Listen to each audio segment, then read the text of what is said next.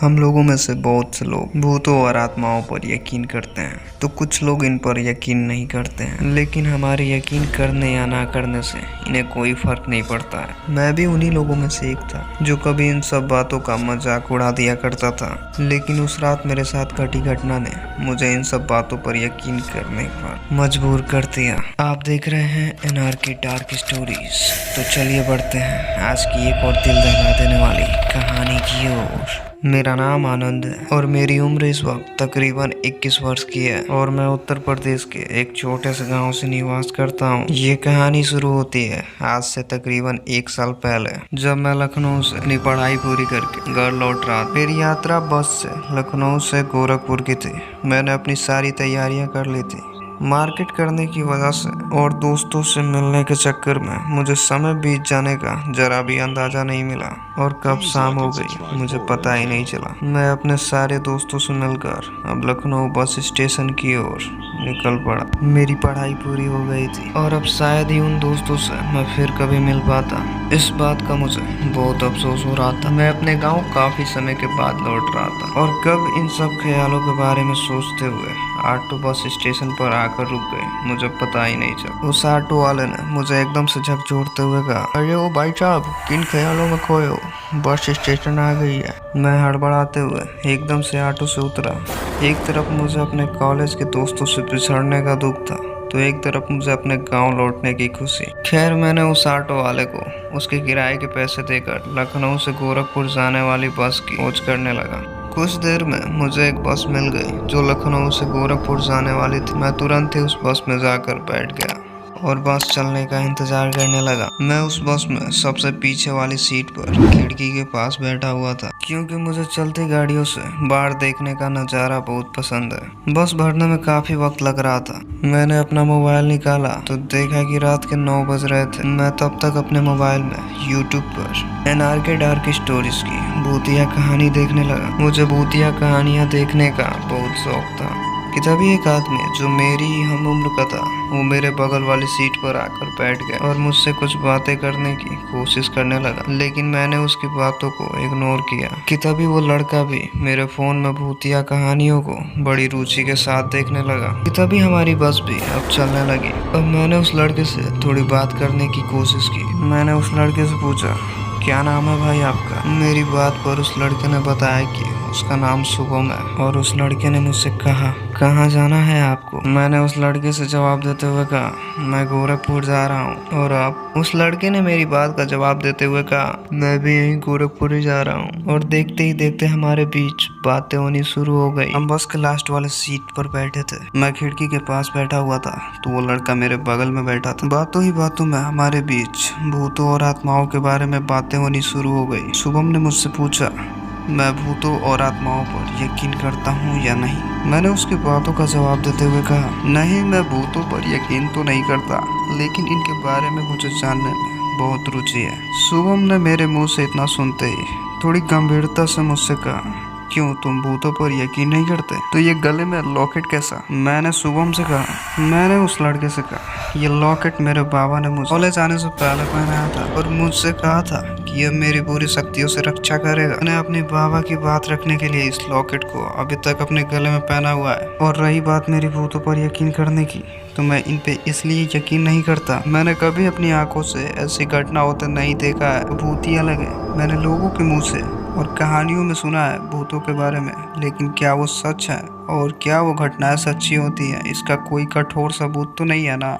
मेरे मुंह से इतना सुनते ही शुभम कुछ देर तक हंसने लगा और फिर उसने मुझसे कहा, तुम तो एकदम बच्चों जैसी बात कर रहे हो। जरूरी नहीं कि जो हमें दिखाई देता है वही सच्चाई है, कुछ चीजें हमारी समझ से परे होती हैं। अभी शुभम मुझसे इतना कह ही रहा था कि ड्राइवर ने एक ढाबे के पास बस रोक दी। बस के कंडक्टर ने थोड़ी तेज आवाज में हम सबसे कहा, जिसको भी नाश्ता करना हो वो उस ढाबे पर जाके नाश्ता कर सकते हैं, कुछ देर तक बस यहीं रुकेगी। अब सभी बस के यात्री धीरे धीरे बस से नीचे उतरने लगे। मैं और शुभम भी आपस में बातें करते हुए अब नीचे उतरे और उस ढाबे के पास हम जाकर बैठ गए। कुछ ही घंटों के सफर में मेरे और शुभम के बीच एक अच्छी दोस्ती हो गई थी। मैंने शुभम से कहा, क्या खाओगे, कुछ ऑर्डर करें? शुभम ने कुछ खाने से सख्त मना कर दिया और मुझे नाश्ता करने के लिए कहा। मैंने अपने लिए छोले भटूरे ऑर्डर किए और हमारे बीच फिर भूतों के बारे में बातें होनी शुरू हो गई। मुझे ना जाने क्यों शुभम की बातों से ऐसा लग रहा था कि उसे भूतों में कुछ ज्यादा ही रुचि है।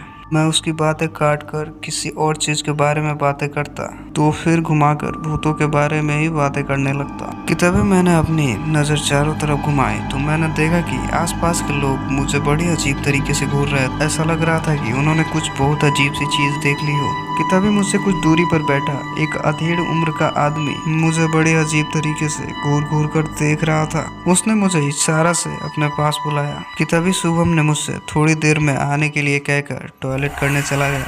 मैंने ठीक है कहा और मैं उस आदमी के पास जाकर बैठ गया। तभी मैंने जो छोले भटूरे ऑर्डर किए थे वो लड़का मेरे पास ऑर्डर लेके आया। मैंने छोले भटूरे खाते हुए उस आदमी से पूछा, हाँ जी चाचा क्यों बुला रहे थे आप? उस आदमी ने मुझसे थोड़ी अजीब तरह से कहा, आप अकेले में किससे बातें कर रहे थे? मैंने उस आदमी से कहा, अकेले में चढ़ा रखी है क्या चाचा? मेरे बगल में एक लड़का बैठा तो था।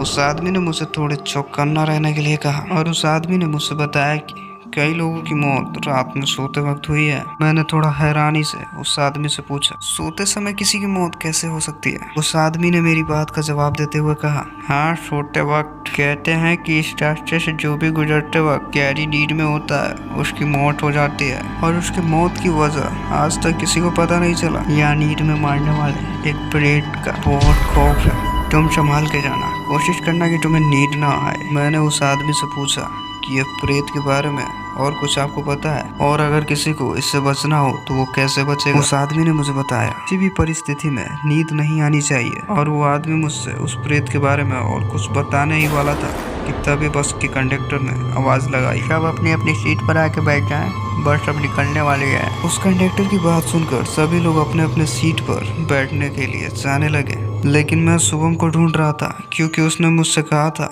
कि वो अभी टॉयलेट करके आ रहा है, लेकिन वो मुझे कहीं नहीं दिखा। तो आखिर में जाकर मैं भी अपनी सीट पर बैठ गया तो मैंने देखा कि मेरे बगल में ही शुभम बैठा हुआ था। मैंने उससे थोड़ी हैरानी से पूछा, तुम यहाँ कब आए? मैंने तो तुम्हें कहीं देखा ही नहीं। शुभम ने मुझसे बताया कि उसने मुझे एक आदमी से बात करते हुए और छोले भटूरे खाते देख वो मुझे डिस्टर्ब नहीं करना चाहता था, इसलिए वो अपनी सीट पर आकर बैठ गया। मैंने शुभम से कहा, मैं एक आदमी से तो बात कर रहा था लेकिन वो आदमी मुझसे बहुत अजीब अजीब बातें कह रहा था।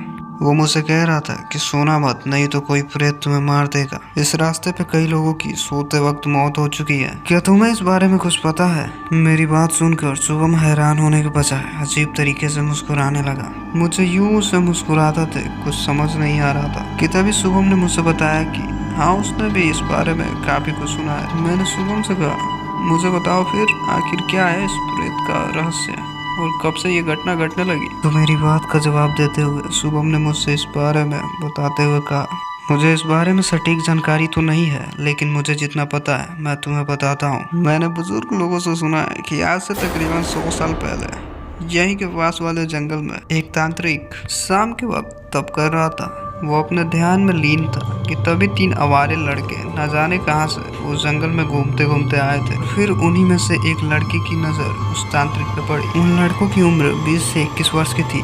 वो तीनों लड़के उस तांत्रिक के पास पहुंचे और उन्हीं में से एक लड़के ने उस तांत्रिक का मजाक उड़ाना शुरू कर दिया और बाकी के 2 लड़के उसे लगातार उस तांत्रिक का मजाक उड़ाने से मना कर रहे थे। लेकिन वो लड़का बार बार एक ही बात कहे जा रहा था, ये देखो बैठे बैठे कैसे सो गया है, अरे बुड्ढे सो गया है, उठ जा बड्ढे। वो लड़का लगातार ही उस तांत्रिक का मजाक उड़ाया जा रहा था और उसके बाकी जो दोस्त उसे मना कर रहे थे वो भी उस लड़के को देख अब तीनों मिलकर उस तांत्रिक को परेशान करने लगे। लेकिन उन्हें ये नहीं पता था वो तांत्रिक ध्यान में होने की वजह से उन लड़कों को कुछ नहीं कह रहा था। लेकिन कुछ वक्त तक उस तांत्रिक के साथ छेड़छाड़ करने के बाद उसका ध्यान भंग हो गया और उस तांत्रिक ने एकदम से गुस्से में अपनी आंखें खोली। उसने सबसे पहले उस लड़के को श्राप दिया जिसने उस तांत्रिक को सबसे पहले परेशान करना शुरू किया था। उस तांत्रिक ने उस लड़के को श्राप देते हुए कहा, तुम्हारी कुछ क्षणों में मृत्यु हो जाएगी और तुम एक ऐसे प्रेत बनोगे। तुम एक इंसान के साथ तब तक रहोगे जब तक उसे नींद नहीं आ जाती और उस इंसान को नींद आने के बाद तुम सपने में उसका शिकार कर लोगे और युगों तक तुम्हारी आत्मा यूं ही भटकती रहेगी और तुम्हारा सबसे पहला शिकार बनेंगे ये तुम्हारे मित्र जो तुम्हें ऐसी घृणा करने में साथ दे रहे थे। उस तांत्रिक के मुंह से इतना सुनते ही उस तांत्रिक के पैरों पर गिरकर गिड़गिड़ाने लगे और रोते हुए उस तांत्रिक से अपनी गलती की क्षमा मांगने लगे। उन तीनों लड़कों को रोता गिड़गिड़ाता देख कुछ देर बाद उस तांत्रिक ने दया खाकर उन लड़कों से कहा, मैं अपने दिए गए शराब को तो वापस नहीं ले सकता, लेकिन मैं तुम्हें ये जरूर बता देता हूँ कि तुम्हें इस शराब से मुक्ति कैसे मिलेगी, लेकिन ये तुम्हारे 2 मित्र तुम्हारे हाथों ही मरेंगे। तांत्रिक ने उस लड़के से कहा जिसे उसने प्रेत बनने की शराब दी थी, और उसके सपने में जाकर उसका शिकार करो जब तुम अपना वेश बदल कर उस इंसान के साथ रहकर, और इस दौरान उस इंसान की नींद खुल जाएगी और वो मानव तुम्हें पहचान लेगा। तुम एक प्रेत हो और वो तुमसे बिना भयभीत हुए अगर वो इंसान तुम्हारे शरीर को छू देगा, उस दिन तुम इस श्राप से मुक्त हो जाओगे। मैं ये पूरी कहानी सुनकर एकदम से हैरान हो गया, क्योंकि इतनी सटीक जानकारी उस लड़के को कैसे थी। मैंने शुभम से पूछा कि तुम्हें ये सब कैसे पता, किसने बताया है तुम्हें? मेरी बात पर शुभम ने मुझसे कहा, एक बुजुर्ग बाबा ने मुझे इस बारे में बताया।